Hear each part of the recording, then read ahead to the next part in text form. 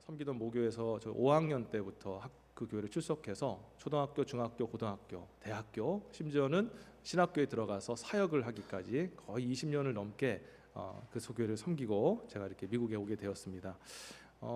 이제 대학 졸업하고 나서 이제 모교에 이제 중고등부 전도사가 됐는데 참 감사한 일이죠. 이렇게 이렇게 모교의 전도사로 써준다는 게 참 감사한 일인데, 근데 오자마자 참 여러 가지 당황스러운 일들을 겪었습니다. 그게 뭐냐면 관계성에 문제가 생겼는데, 어제까지만 하더라도 누구 집 장로님, 권사님 아들이고 이렇게 청년의 한 사람이었던 친구가 갑자기 사역자가 돼서 짠 하고 나타나니까 우리 장로님, 권사님도 이렇게 뭐라고 불러야 될지 모르고 어색하시고, 그래서 한 장로님은 어이 원전도사 그러면서 자기도 미안하니까 끝에 하는 거죠 하면서 이렇게 약간 존댓말 쓰시면서 참 그분도 어색한 거예요. 저도 참 어떻게 대해야 될까라고 그렇게 참 그렇습니다. 자, 이런 어색한 관계가 있었는데 제일 어색한 관계가 제 대학교 선후배였어요. 후배 같은 경우에는 나이가 제가 그래도 좀 있으니까 바로 전도사님 축하드려요 아니면 그렇게 사역자 되셨네요 그렇게 쉽게 얘기하는데, 선배분들 같은 경우에는 어제까지만 해도 야 지난주가 야 너 자 그렇게 얘기하고 도연아 이렇게 얘기했는데 갑자기 전도사님 하려니까 얼마나 참 어색합니까? 그래서 전도사님 하면서도 어떻게 하지 이런 식으로 약간 말을 놓기도 하고 존댓말인 것처럼 하고, 저도 부르기가 호칭이 좀 그러니까 지금 같으면은 이제 나이가 훨씬 지나서 다들 이제 집사님 되셨고 지금 제 나이 또래면 장로님들 되셨을 그런 충분한 나이기 때문에 장로님 권사님 부를 수 있지만, 그 당시에는 참 그게 어려워서 참 힘들었어요. 그래서 이렇게 서로 피했어요. 이렇게 눈을 마주치면은 서로 피하는. 자, 그런데 이런 것도 참 좀 힘들었지만 제일 힘들었던 게 뭐냐면 교사분들이 말을 안 들어요. 교사분들이요. 예, 생각보다 원래 보통 이제 사역자가 이제 새로 부임하면은 한 2년에서 3년 정도의 한의문 기간이 있습니다. 그 한의문 기간은 여러분도 다 결혼하셔서 아시겠지만 서로가 참 애틋한 그런 시간 아니겠어요? 그래서 그때는 사역자가 뭔 말을 해도 다 따라오고 순종을 하는 그런 시간인데, 저를 알기 때문에 너무 잘 알기 때문에 부임했는데도 교사 모임 오라 그랬더니 안 오시고, 또 이렇게 참여해도 당연히 그래서 전화 한 통 딱 하고 이렇게 끝내시고, 그래서 되게 섭섭하고 그랬던 기억이 납니다. 그때 이제 제가 많이 이제 좀 첫 사역인데 위축이 많이 됐는데, 그때 예수님의 말씀이 기억이 나요. 예수님이 누가복음 4장 24절에서 뭐라 말씀하셨어요? 선지자가 고향에서 환영을 받는 자가 없느니라라고 말씀하셨지 않습니까? 예수님도 공생의 사역을 이렇게 하시다가 이제 사생애를 사시다가 이제 어느 날 갑자기 목수에서 이제 이스라엘의 선생이 되셔서 말씀을 가르치고 또 이적을 베푸시면서 공생의 사역을 시작했던 거죠. 그런데 그 하나님의 모습을 보고도 그 가나안에 있었던 그 주변에 예수님 고향에 있었던 사람들이 예수님을 인정하지 않는 겁니다. 그냥 목수의 아들이지 뭘 그 선생이냐, 그가 말하는 거에 권위가 없다 막 그러면서 그 예수님의 기적을 특별히 가족들 같은 경우에는 귀신 들려서 한 것이다. 그래서 여러분 성경 보시면 아시겠지만 예수님이 한참 사역하고 계시고 치유 사역하실 때 가족들이 때로 몰려와가지고 예수님의 동생들이 와서 형님 그러지 마십시오, 왜 귀신 들린 이 짓을 하십니까 하면서 그렇게 얘기한 거예요. 그때 예수님께서 그냥 그 형제 자매들 딱 잘라 얘기하면서 누가 그들이 형제 자매냐, 하나님의 말씀에 순종하는 자가 내 형제요 내 자매니라 하면서 그 자리에서 딱 끊으시는 모습을 보지 않았습니까? 이게 참, 그래서 우리가 이런 모습을 봐요. 자, 여기에 왜 그런 우리 삶을 살아가느냐? 우리가 익숙하고 너무 편하면 권위가 잘 안 세워지거든요. 실은 안타깝지만 제가 어제 청년이었다 할지라도 오늘 사역자로 세워지면은 여러분 그 사역자가 됐으면 영적 권위를 인정해야 되는데 안타깝게 그런 일들이 없었던 것입니다. 너무 편하고 너무나 익숙하기 때문에 그렇다는 거죠. 그런데 우리가 이렇게 살면서요 보면 이게 우리 교회 안에 일어난 일뿐만 아니라 많은 사람들이 이 권위를 인정하는 것을 굉장히 부담스러워하고 별로 이렇게 마음에 탐탁해 생각하지 않는 것 같습니다. 그런데 분명한 사실은요, 세상의 그 모든 지금 나타나고 있는 질서와 평화는요 권위 때문에 주어진 것이다라는 것을 여러분이 아셔야 된다는 거예요. 예를 들어서 몇 가지만 말씀드릴게요. 교통신호를 여러분들이 이제 지키지 않습니까? 그런데 가끔 너무 바쁘거나 또 급한 일이 있을 때는 저걸 좀 어기고 그냥 저기서 좌회전 그냥 딱 틀면은 빨리 가는데 저거를 아니면 이렇게 조금 이렇게 그 차가 막 밀렸을 때 우리가 순서를 받아서 가야 되는데 가끔 네, 이렇게 막 우리가 틀어가지고 먼저 막 역주행해가지고 좌회전해서 들어가는 경우도 있고 그러지 않습니까? 근데 그런 고민이 많이 있는데도 이게 결국에는 잘 못하지 않습니까? 왜 못하는 건가요? 우리는 이 교통법규와 이 경찰의 권위를 우리가 인식하고 있고 인정하고 있다면 아니겠습니까? 내가 이것을 법규를 어기다가 혹시 잘못돼서 걸리게 되면 교통법규의 어떤 그 법 위반으로 인해서 많은 범칙금을 받고 또 경찰이 불러 세우면은 그냥 누구든지 얌전하게 그 안에 가서 티켓을 받아야 된다라는 그런 어떤 암묵적인 그런 권위의 인정이 있기 때문에 우리가 그렇게 하지 못하는 거죠. 예를 들어서 학교에서 수업 듣는 아이들이요, 선생님의 권위를 인정하지 않는다면 아마 자리에서 난리가 날 겁니다. 막 장난치고 막 소리치고 막 그럴 거예요. 여러분, 그뿐만 아니라 우리가 관공서에서 사람들이 그렇게 오래 기다리지 않습니까? 여러분, 관공서가 그래도 예전보다는 진짜 많이 좋아졌어요. 미국이 진짜 많이 좋아졌는데 지금도 여전히 관공서 하면 이 불친절함의 대명사 아니겠습니까? 그러니까 그분들이 와서 좀 불친절하게 대하고 뭐 그렇게 아주 막 늦게 그렇게 처리하고 그래도 우리는 막 안에서 부글부글 끓지만 그래도 그 자리에 앉아서 기다리지 않습니까? 왜냐하면 그들이 도장을 가지고 있잖아요. 그래서 딱 어디에 찍느냐에 따라서 내가 지금 요구한 서류들이 억셉이 되느냐 디나이가 되느냐 거기에 달려 있는 거 아닙니까? 그러니까 이런 도장 찍는 권위가 있으니까 거기에 얌전하게 기다리는 거예요. 여러분, 세상이요, 여러분 보면 그냥 막 돌아가는 것처럼 보이지만 그 안에 질서가 있고 그 안에 평화가 있는 이유는요, 그 안에 권위가 존재하고 있고 권위가 그렇게 작동하고 있기 때문이라는 것을 여러분이 아셔야 된다는 거예요. 여러분, 그래서요, 이 세상이 막 전쟁도 있고 뭐 혼잡하고 복잡하기도 하지만 그러나 전반적으로 그래도 나라의 질서가 있고 평화가 있는 이유는요, 이 권위가 세워졌기 때문입니다. 여러분, 이렇게 이 세상을요, 하나님이 권위가 있게 하셨어요. 그 권위가 그 모든 것들을 다스리고 통치하고 권위 속에서 자유와 평화를 누릴 수 있도록 그렇게 하나님께서 세상을 만드셨다라는 거예요. 그럼 그렇게 된 이유가 뭘까? 아니, 왜 이 세상에 권위가 있습니까? 그 이유는 최고의 권위와 아주 가장 고결하신 권위를 가지신 창조주 하나님이 권위자이시기 때문인 줄 믿습니다. 그 권위자 되신 하나님이 권위로 세상을 만드신 거예요. 그래서 하나님이 세상을 만드시고 그 권위의 상징이 무엇입니까? 바로 하나님의 말씀을 선포하신 것입니다. 하나님이 말씀을 선포하시면서 이건 옳다, 이건 옳지 않다라고 딱 정하셨어요. 그 질서 안에서 그 질서를 지킬 때 평화가 생기고 또 하나님의 그 은혜가 우리에게 주어지는 것입니다.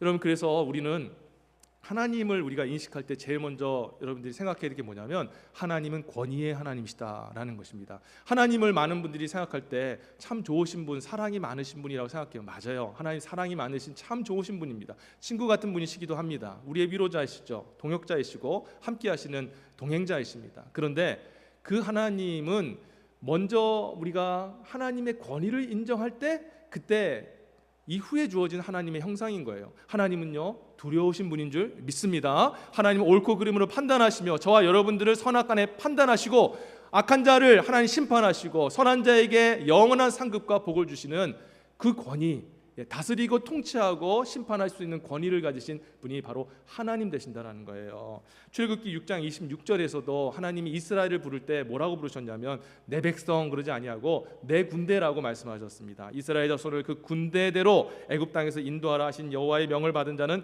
이 아론과 모세요라고 얘기하면서 이스라엘은 나의 군대다라고 말씀하셨습니다. 이 말은 뭡니까? 하나님이 이스라엘 백성들의 군대 장관이 됐다는 것이고 저와 여러분들 하나님의 백성인 이스라엘은 하나님의 군사 되었다는 거예요. 그러면 이 군대 장관과 이 군사의 관계는 어떤 관계입니까? 권위의 관계, 권위에 순종하는 관계 아니냐라는 것이죠. 여러분, 그래서 우리 하나님은요, 권위의 하나님이세요. 하나님은 절대 우리를 설득하지 않으십니다. 하나님은 명령하시는 분이십니다. 여러분, 선악과를 만드시고 인간에게 선악을 알게 하는 나무 실과를 먹지 말라라고 하셨을 때 설득하지 아니하시고 권위로 말씀하셨습니다. 명령하셨음을 기억해야 합니다. 많은 분들이 이렇게 생각할지도 모르겠어요. 하나님이 아담과 하와에게 와서 아담과 하와야, 선악을 알게 하는 나무 실과 먹지 않았으면 좋겠다. 이거 먹으면은 큰일 나거든. 그러니까 너희 생각은 어떠니? 내가 창조할 때 이게 먹으면 안 좋도록 그렇게 만들었는데 너희가 이걸 잘 생각해보고 네가 옳다고 생각하면 먹지 않았으면 좋겠어. 먹으면 내가 어쩌면 너한테 그렇게 어떤 책임을 물지도 몰라. 그렇게 말씀하셨나요? 만약 그랬으면은 아마 인간은 그냥 그 자리에서 픽 하고 웃으면서 그래요? 그러면서 선악을 알게 남은 나무 씨가 먹었을지도 몰라요. 여러분, 그런데 하나님 명령하셨어요. 뭐라 말씀하셨습니까? 창세기 2장 17절 말씀. 선악을 알게 하는 나무 씨가를 먹지 말라. 내가 먹는 날에는 정령 죽으리라 라고 이렇게 말씀하셨어요. 무섭고 좀 어미로우신 말씀이지만 하나님은 명령하신 분이십니다. 하나님은 절대 설득하지 않으세요. 하나님은 권위의 하나님이시기 때문에 그렇습니다. 여러분, 그래서 왜 권위로 대하시느냐?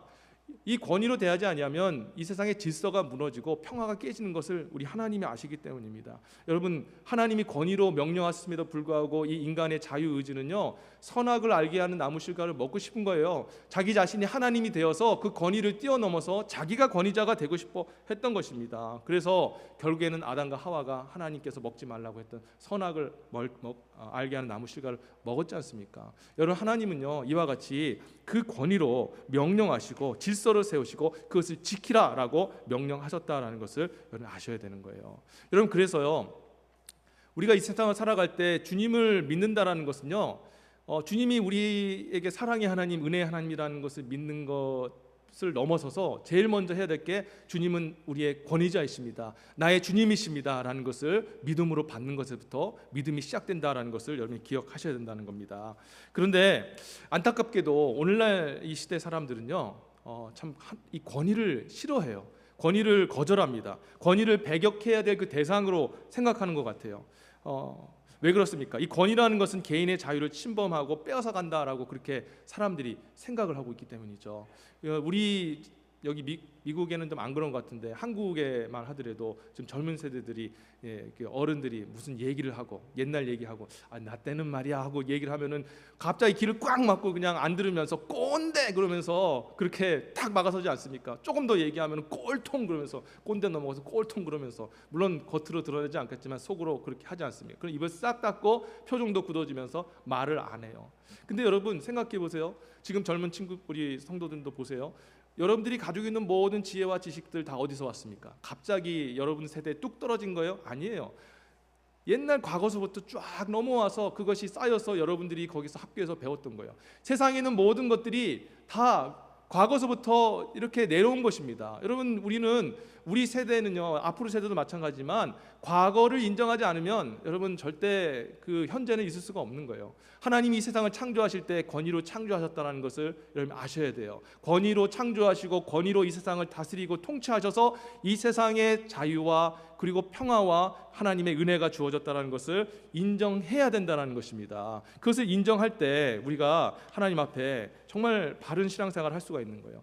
그래서 인본주의자들은 뭐라고 생각하냐면요, 우리가 이 세상을, 이 인간들이 만물의 통치자고 지금 영장이 될 수 있었던 이유는 인간이 가지고 있는 자유의지를 가지고, 인간에게 주어진 이 이성을 가지고 인간이 자유의지의 근본한 이성의 능력으로 연구하고 발전시켜서 세상을 이만큼 다스리고 통치하게 되었다라고 그렇게 얘기를 합니다. 그런데 그건요, 죄송한 말씀이지만 아주 무식한 소리예요. 왜냐하면 우리 인간이 과거서부터 지금까지, 그리고 앞으로 다음 세대도 마찬가지겠지만 세상의 통치자요, 또 세상을 다스릴 수 있는 그런 권세자로 우리가 인간이 설 수 있는 이유는 바로 저와 여러분들이 권위를 가지신 하나님의 모양과 형상으로 지음받은 존재이기 때문이라는 것입니다. 창세기 1장 26절에 보시면 분명히 이렇게 되어 있습니다. 하나님이 가라사대 우리의 형상을 따라 우리의 모양대로 우리가 사람을 만들고 그로 바다의 고기와 공중의 새와 육축과 온 땅과 땅에 기는 모든 것을 다스리게 하자 하시고 라고 기록되어 있어요. 인본주의자들, 하나님 모르는 그런 사람들은요, 요 뒤에 것만 얘기를 하는 거예요. 우리에게는 능력이 있어, 자유의지가 있어, 정말 우리에게는 뭐든지 선택하고 원하는 것들을 만들 수 있는 창조와 그리고 그런 이성의 능력이 있어. 그리고 그 모든 것들이 다 우리 인간 때문에 그런 거야. 그렇게 얘기를 하는 겁니다. 그러니까 신을 싫어하는 거죠. 하나님을 배격하는 겁니다. 왜냐하면 하나님은 우리에게, 인간에게 오셔서 너가 잘못됐어, 이 길로 가야 돼, 잘못된 길이야 라고 그 인간의 자율성을 마치 침해받는 것처럼 그들이 생각하기 때문이죠. 그런데요, 그게 아니라는 거예요. 실제로는 저와 여러분들이 권위를 가지신 하나님의 모양과 형상을 가진 그런 존재이기 때문에, 하나님의 권위를 받았기 때문에 이 세상을 통치하고 다스릴 수 있게 된 줄 믿으시기를 주의 이름으로 축원합니다. 여러분, 그래서요, 이 세상이 여러분 하나님의 권위가 지금 역사하는 것입니다. 여러분, 그래서 하나님은요, 처음에 창조하셨을 때 이 하나님의 권위로 창조하심으로 세상의 질서와 평화를 주셨는데, 인간이 하나님 앞에 범죄함으로 인해서 이 하나님의 그 권위가 손상이 되지 않았습니까? 그래서 결국에는 세상이 어떻게 되었습니까? 완전히 지금 혼란과 지금 환란의 그 자체가 돼버리고 말았지 않았습니까? 그래서 하나님께서 이 세상을 다시 세우시기 위해서 하셨던 일이 무엇이냐? 예수 그리스도를 부활케 하시고 예수 그리스도에게 주의 주 왕의 왕이라는 그런 권위를 다시 회복시켜 주셨다는 거예요. 빌립보서 2장 6절에서 11절 말씀, 여러분 잘 아시는 말씀이죠. 그는 근본 하나님의 본체시나 하나님과 동등됨을 취할 것을 여기지 아니하시고 오히려 자기를 비워 종의 형체를 가져 사람들과 같이 되었고 사람의 모양으로 나타났음에 자기를 낮추시고 죽기까지 복종하셨으니 곧 십자가에 죽으심이니라. 이러므로 하나님이 그를 지극히 높여 모든 이름에 뛰어난 이름을 주사 하늘에 있는 자들과 땅에 있는 자들과 땅 아래에 있는 자들로 모든 분들을 예수의 이름에 꿇게 하시고 모든 입으로 예수 그리스도를 주라 시인하여 하나님 아버지께 영광을 돌리게 하셨느니라. 아멘. 예수께서 이 땅에 오신 이유, 하나님 예수님 보내신 이유는 이 세상을 구원하시고 회복하시기 위해서라는 거죠. 그렇다면 예수님을 그저 세우시고 그냥 예수님을 내 아들 예수를 보냈다, 회복이 있을지어다, 이렇게 해서 예수님 세상을 회복하시는 게 아닙니다. 하나님께서 천지 창조하셨을 때 그 온전했던 그 하나님의 나라를 예수를 통해서 회복하시는 방법은 바로 예수의 그 권위를, 신적 하나님의 권위를 다시 세워주심으로 그 예수의 권위에 복종하고 순종케 하시는 것을 통하여서 세상의 질서와 평화를 내리심으로 이 땅을 회복하기를 원하셨다는 거예요. 믿으시기를 주의 이름으로 축원합니다. 여러분, 그랬기 때문에 하나님이 예수 그리스도 부활하신 예수님에게 그를 주의 주 왕의 왕으로 세우신 거예요. 권위를 부여하신 것입니다. 하나님으로서의 권위, 심판주로서의 권위, 이 세상을 주관하는 통치자로서의 권위를 세우신 거예요. 왜? 하나님이 기뻐하시는 하나님의 회복된 나라는 권위가 통치되는 나라이기 때문에 그렇다라는 것입니다. 여러분, 그래서 제가 아까 좀 전에 말씀드렸지만 예수 믿는다라는 것은 무엇이냐? 하나님 그냥 좋은 분이세요, 하나님 사랑이신 분이세요 라고 그렇게 그 깨닫는 것이 예수 믿는 게 아니에요. 예수 믿는다라는 것은 하나님이 권위자시라는 것을, 예수님이 저와 여러분들의 주의 주요 그리고 구주시고 저와 여러분들을 심판할 수 있는 심판주라는 것을 믿고 그 권위에 순종하는 것이 바로 예수 믿는 것이다라는 것을 믿으시기를 다시 한번 축원합니다. 여러분, 이게 진짜 예수 믿는 거예요. 여러분, 우리가 예수님을 참 좋으신 분이라만 알고 정말 우리의 삶 속에서 예수 그리스도의 그 권위, 그의 다스림과 그의 주되심을 인정하지 아니하고 순종하지 아니하고 우리가 따르지 않는다면 우리 진지하게 생각해 봐야 돼요. 내가 예수님 진짜 믿는 게 맞는가? 내 안에 있는 믿음이 진짜 구원받은 믿음이 맞는가? 생각해 봐야 됩니다. 여러분, 이거 진짜 심각한 문제예요. 많은 그런 지금 그리스도인들이 잘못 알고 있어요. 예수님 사랑이시다, 예수님 좋으신 분이다, 좋으신 분이시죠, 사랑이 넘치시는 분이시죠. 그런데 그거 이전에, 그 사랑과 은혜가 있기 전에 먼저 우리가 주님을 어떤 주님으로 받아들여야 되냐? 그분은 우리의 주님이신 거예요. 그분은 우리의 심판주이시고 통치자이십니다. 우리의 생명 화복을 다 가지고 계시고 주관하시는 분, 그 앞에 그 권위에 무릎을 꿇고 순종하고 내가 당신을 주님으로 받아들입니다. 그래서 여러분, 우리가 복음을 전할 때 예수님을 당신의 주님으로 받아들이십니까? 할 때 그러합니다 하고 그렇게 해서 받아들인 것 아닙니까? 여러분들도 예수님을 주님으로 모신 거 아니에요. 주님으로 모셨다는 것은 예수님의 왕의 권위, 주님으로서의 권위를 인정하고 그 안에 복종하겠다라는 것 아니겠습니까? 여러분, 그것이 바로 구원이고 그것을 통해서 회복하기를 원하신다는 거예요. 그래서 여러분, 제가 다시 한번 말씀드린 것은 하나님의 권위가 세워져야 될 줄 믿습니다. 여러분, 하나님의 권위가 세워져야 돼요. 특별히 하나님께서는 이 회복을 가정에서부터 시작하길 원하시는데, 그럼 그런 하나님께서 어떻게 하기를 원하시느냐? 하나님께서 예수 그리스도를 통하여서 권위를 세우시고 예수께서는 그 가정에 남편과 아버지를 통해서 그의 권위를 세워주심을 통해서 가정을 회복시키시는 줄 믿으시기를 주의 이름으로 축원합니다. 여러분, 하나님께서 그 아버지에게 권위를 주셨다는 것입니다. 남편을 하나님께서 세우시고 집의 머리로, 그리고 여성의 머리로, 자녀들의 머리로 하나님께서 세워주셨다는 거예요. 그래서 하나님은요, 그 권위를 회복하심으로 아버지의 권위, 남편의 권위를 가정 안에서 회복하시는 것을 통하여서 그 가정에 질서를 주시고 평화를 주시고 하나님의 복을 회복하기를 원하신다는 것입니다. 그게 하나님의 회복의 방식인 거예요. 여러분, 그래서 저와 여러분들이 이 권위에 여러분 순종하시기를 바라겠습니다. 그런데 많은 분들이 그렇게 생각해요. 진짜 남편이 권위를 인정하고 싶어도 인정할 만한 구석이 없는데, 그래서 제가 이런 설교를 하고 또 그렇게 얘기를 하면은 여자 성도님들이 굉장히 시험을 받아요. 목사님도 남자니까 그런 얘기를 하는구나라고 얘기를 합니다. 여러분, 하나님께서 가정의 남성, 특히 아버지에게 영적 권위를 주신 것은요, 남자가 대단해서가 절대 아니에요. 그건 하나님이 정하신 그냥 질서일 뿐입니다. 그냥 여기 오늘 본문 3절 보시니까요, 이렇게 기록되어 있죠. 하나님 말씀입니다. 그러나 나는 너희가 알기를 원하노니 각 남자의 머리는 그리스도요 여자의 머리는 남자요 그리스도의 머리는 하나님이시니라라고 말씀하셨어요. 자, 남성이, 그리고 이 남편이, 그리고 아버지가 그 가정에 또 아내의 머리가 된다는 것에 대해서 많은 그런 우리 어머니들과 아내 되신 분들과 자녀들이 인정을 못할지도 모르겠습니다. 그런데 그럼에도 불구하고 그것은 우리의 인정하고 안 하고의 문제가 아니라 하나님이 정하신 질서라는 것입니다. 왜 그렇습니까? 하나님 말씀하신 8절 보세요. 남자가 여자에게서 난 것이 아니요 여자가 남자에게서 났으며. 그게 이유예요. 남자가 가정의 머리가 되는 것은 남자가 대단해서 여성보다 뛰어나서가 절대 아닙니다. 그냥 하나님이 남자를 여자보다 먼저 창조하셨고 여자를 남자에게서부터 나게 그렇게 창조하셨기 때문에 하나님 정하신 질서입니다. 질서에 대해서 하나님 하신 일들에 대해서는 권위로 하신 거기 때문에 우리가 이유를 물어서도 안 되고 물어도 답을 얻을 수가 없습니다. 도대체 왜요라고 묻는다 할지라도 그렇게 하지 못합니다. 알 수가 없어요. 에베소서 6장 11절에 보면은 자녀들에게 뭐라고 얘기했냐면, 자녀들아 너희 부모를 주 안에서 순종하라, 이것이 옳으니라라고 말씀하셨습니다. 뭐라고 말씀하셨어요?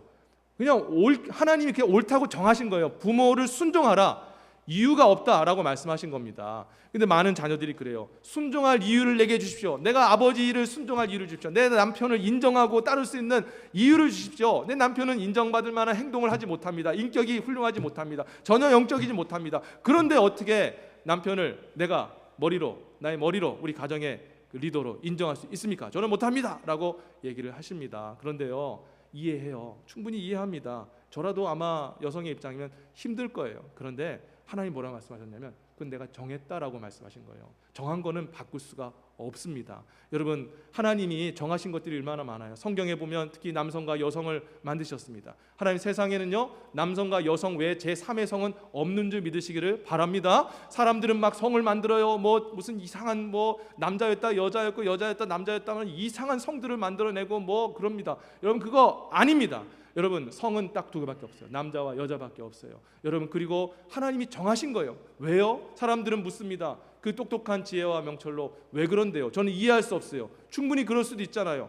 여러분, 절대 그렇지 않아요. 하나님이 정하신 거기 때문에. 물이 위에서 아래로 흐르는 것을 우리가 어떻게 바꿀 수가 있습니까? 요즘 과학이 발전해서 물이 위에서 아래로 흐르는 것이 중력 때문이다, 여러 가지 이유 때문이다라는 것은 우리가 알아냈지만, 그러나 실제로 그 이유를 알아냈다 할지라도 아래에서 위로 흐르게 할 수 있는 능력은 우리에게 없다라는 거예요. 하나님이 정하셨기 때문에 그건 영원토록 예수님 오시는 그날까지 그렇게 되는 줄 믿어야 된다는 거예요. 남편을 부족하지만 그 가정의 머리로, 여성의 머리로 세우신 것을 여러분들이 인정하던 안 하던 간에 그렇게 세우셨다는 것을 여러분 기억해야 합니다. 그래서 그 남편을 통하여서 하나님께서는 뭘 하길 원하시느냐? 가정을 회복하기를 원하신다는 거예요. 남편을 통하여서 남편의 권위가 세워짐으로 인해서 가정의 질서가 생기고 하나님의 평화가 주어지며 복을 흘려주시기 위해서 하나님이 그렇게 남편과 그리고 아버지를 세우셨다는 거예요. 그래서 오늘 이 시대에 우리가 아버지 날을 맞이하여서 다시 한번 결단해야 될 게 무엇이냐? 바로 아버지의 권위, 남편의 권위를 인정하고 살아야 된다는 것입니다. 여러분, 그렇다면 이 어떻게 보면 불가능한 일처럼 보이는 이 일을 우리가 어떻게 할 수 있을까요? 저는 세 가지 일을 권면을 드리고 있습니다. 첫 번째, 이겁니다. 우리 사랑하는 아내분들, 우리 자녀분들, 우리 남편을 위해, 아버지를 위해서 기도해 주시기를 간절히 부탁을 드립니다. 여러분, 하나님 앞에 여러분 남편들 보시면요, 부족하잖아요. 실수투성이잖아요. 결정하고 선택하는 것들이 너무 정말 근시안적인 그런 모습들이 있지 않습니까? 우리 여성분들은 얼마나 좀 멀리 봅니까? 정말 통시적으로 보는 그런 능력들이 있잖아요. 자, 그런데 그 남편들이 그런 참 단순하고 어떻게 보면 실수가 뻔한, 결과가 안 좋을 것이 뻔한 그런 어떤 결정과 그런 것들을 할지도 모르겠지만, 그러나 그런 모습 때문에 나 인정 못해, 그렇게 하면 하나님의 질서를 배격하는 겁니다. 여러분, 그럼에도 불구하고 남편을 여러분들이 믿음으로, 이 남편이 지금은 부족하오나 하나님께서 섭리하셔서 인품과 성품과 또 믿음이 더욱더 온전해져서 하나님이 기뻐하시는 참 가정의 리더로, 머리로 세워질 수 있도록 함께하여 주옵소서라고 여러분들이 기도해 주시기를 진심으로 바랍니다. 기도해 주는 것을 통해서 남편의 권위가 이제 시작되어지는 거예요. 그것을 세우는 과정들이 시작되는 줄 여러분 믿습니다. 자, 두 번째, 우리 아내분들과 자녀들에게 권면드리기를 예수 그리스도를 신뢰하는 가운데 남편과 아버지를 세워주시라는 거예요. 예수 그리스도를 신뢰하는 가운데 남편과 아버지를 세워주시라는 겁니다. 잘 안 돼도 여러분 남편을 좀 귀하게 생각해 주시고, 부족한 부분이 있다 할지라도 믿음과 소망으로 남편을 좀 바라봐 주시기를 진심으로 바랍니다. 그래서 가정의 크고 작은 일들을 선택하고 결정하는 데 있어서 최선으로서, 아내로서 최선을 조언하되 아버지가 그리고 남편이 그렇게 하겠다고 선택하고 결정하면 믿고 함께 따라와 주시길 바랍니다. 그럴 때 우리 아내들 하시는 항상 질문이 있어요. 그러다 망하면 어떻게 합니까? 그러다 망하면 어떻게 합니까? 그렇지 않습니까? 네, 공감하시죠? 남편이 그런 선택을 했을 때 실수하면 어떻게 합니까? 아내분들은요 정말 능력이 있어서 정말 남편은 한 치 앞도 못 보는데 우리 아내분들은 두 수, 세 수를 이렇게 보는 능력이 있잖아요. 하나님 그렇게 주셨지 않습니까? 그러니까 야, 이거 뜯어 말려야 된다, 이거 안 된다, 그렇게 생각할지도 모르겠어요. 자, 그런데 여러분, 제가 말씀드렸잖아요. 예수 그리스도를 믿는 그 믿음 안에서 남편을 세워주라는 거예요. 이 말이 무엇입니까? 남편이 지금 가정에서 머리의 역할을 하고 선택을 한다 할지라도 그 안에 참 주인은 누구세요? 예수 그리스도인 줄 믿으시기를 바랍니다. 그리고 그 안에 역사하시는 이는 바로 성령 하나님이세요. 여러분, 하나님 아들이신 예수님과 성령 하나님 어떤 분이십니까? 예수님은 여러분 저와 여러분들을 푸른 초장으로 칠만한 물가로 인도하시는 참 목자 되시고, 우리 성령 하나님 어떤 분이세요? 모든 것을 합력하여 선을 이루시는 하나님이신 줄 믿으시기를 축원합니다. 여러분, 그래서 그 하나님을 믿는다면 남편이 실은 잘못된 선택을 했다 할지라도 우리 예수님이 바로 잡아주시는 거예요. 여러분, 그걸 믿으시는 저와 여러분 되시기를 축원합니다. 여러분, 그것이 여러분 아내의 믿음인 거예요. 여러분, 세 번째요, 믿음과 소망의 말로 남편을 격려해 주시고 세워 주셨으면 좋겠습니다. 여자가 여러분 오늘 성경에 보면은 이건 남성 중심적인 성경 말씀 아닙니까? 라고 생각할지 모르지만 역사를 보면, 성경 역사를 보면요, 남자가 결정하고 선택했는데 그 뒤에 누구의 선택이 있었냐면, 누구의 결정이 있었냐면 여성의 선택이 있었다는 거 여러분 아십니까?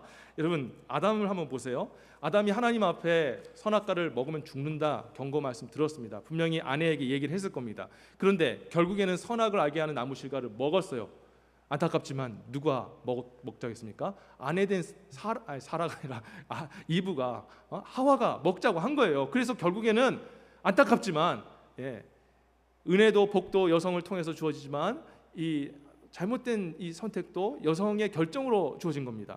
반대로 지혜로운 여인 아비가일을 한번 보십시오. 아비가일은 누굽니까? 나발이라는 아주 탐욕스러운 부자가 있었는데 다윗이 쫓겨다닐 때 이 나발에게 와서 좀 먹을 것 좀 주시오, 그럼 내가 정말 당신에게 후대하겠습니다 했을 때 아주 그냥 악한 말로 다윗을 이런저런 거절하고 다윗에게 이렇게 못되게 굴었지 않습니까? 그때 이 분노한 다윗이 내가 가서 싹 다 쓸어버리라 하면서 분노에 충천해서 칼을 차고 가는데, 그때 이 나발이 아니었던 아비가일이 와서 그 다윗에게 찾아가서 아주 지혜로운 말로 하지 않습니까? 내 남편이 지금 정말 너무 모르고 정신이 없어서 그런 것입니다. 그의 연약함을 용서해 주시고 불쌍히 여겨 주시고, 그리고 제가 이렇게 먹을 것을 쌓았으니 이것을 가지고 용서하십시오 하고 다윗의 마음을 말로 풀어준 거예요. 지혜로운 말로 풀어준 겁니다.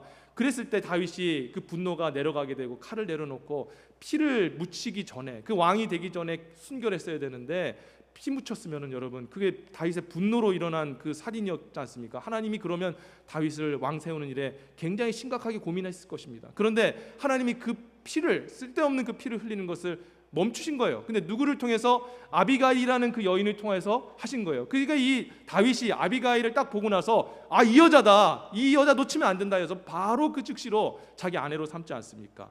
아브라함도 한번 보세요. 하나님께서 아브라함에게 말씀하기를 내가 너의 아들을 통하여서 큰 민족을 이루겠다 약속하셨습니다. 그래서 사라도 들었어요. 근데 이 사라가 어떻게 했습니까?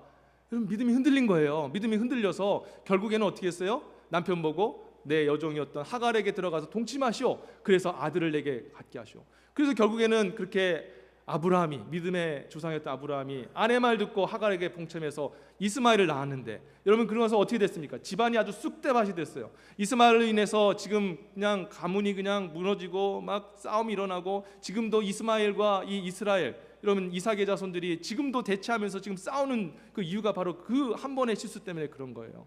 여러분, 제가 이런 여러 가지 예를 드렸지만, 여성이 가정에서 끼치는 영향력, 특별히 남성의 어떤 결단과 결정에 지대한 영향을 미치는 것이 남성 그 자체가 아니라 여성이라는 것을, 어머니라는 것을, 아내라는 것을 여러분들이 기억하셔야 된다는 거예요. 그래서 아내의 사이즈가 여러분 남편의 사이즈예요. 아내가 믿음으로 온전히 서 있고 하나님의 그 섭리와 주권을 믿으면서 그렇게 담대하게 믿음으로 나가고 남편을 격려하고 세우며 나가면 남편도 그 수준에 다르는 거예요. 여러분 착각하지 마세요. 우리 남편의 믿음대로, 저는 남편의 믿음 아래에서 저는 그렇게 살아갈래요. 여러분 그렇지 않습니다. 남자의 믿음은 여자의 믿음에 달려있다는 것을 아셔야 된다는 거예요. 여성이 믿음으로 서면 남성도 함께 서는 것입니다.